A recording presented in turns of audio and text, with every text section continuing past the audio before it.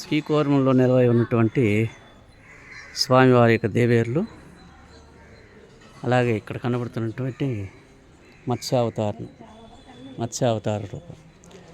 నిర్మగ్న శృతిజాల మార్గనదశ దత్తక్షణైర్వీక్షణై అంతస్తన్వతివారవింద గహనాన్యోదన్మతి నామపా.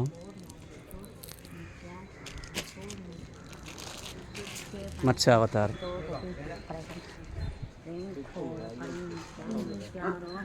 దివ్యమైనటువంటి కూర్మావతారం.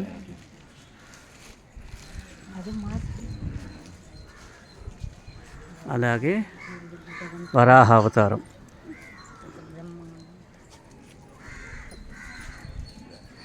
ఇక్కడ మనకి దర్శనమిస్తున్నటువంటి స్వామి నారసింహుడు. ప్రహ్లాద వరుదుడై హిరణ్యకశిపుణ్ణి వధిస్తున్నటువంటి దివ్యమైనటువంటి దృశ్యం నారసింహుడు. ఈయనే వామనుడు.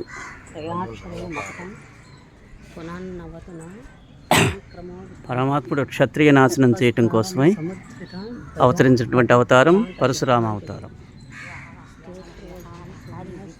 రామో విగ్రహవాన్ ధర్మ సాధు సత్య పరాక్రమ. సాధు సత్యస్వరూపుడు విశేషమైనటువంటి తన యొక్క గుణాల చేత మానవుడు ఎలా దైవ స్వరూపాన్ని పొందుతాడో తాను ఆచరించి చూపించినటువంటి దివ్య రూపం రామావతారం.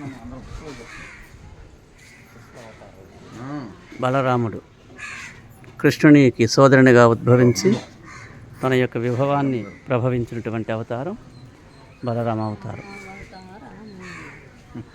అడుగో మదన గోపాలుడు.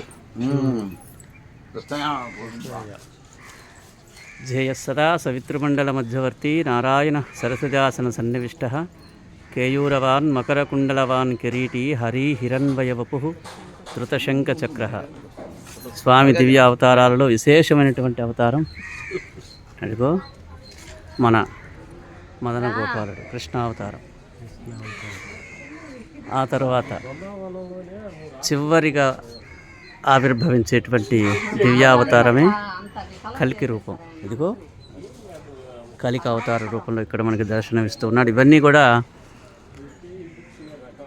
శ్రీకాకుళంలో శ్రీకూర్మ క్షేత్రంలో ఉద్భవించినటువంటి శ్రీకూర్మనాథుని యొక్క దివ్య ఆలయ ప్రాంగణంలో చిత్రీకరించినటువంటి దృశ్యాలు.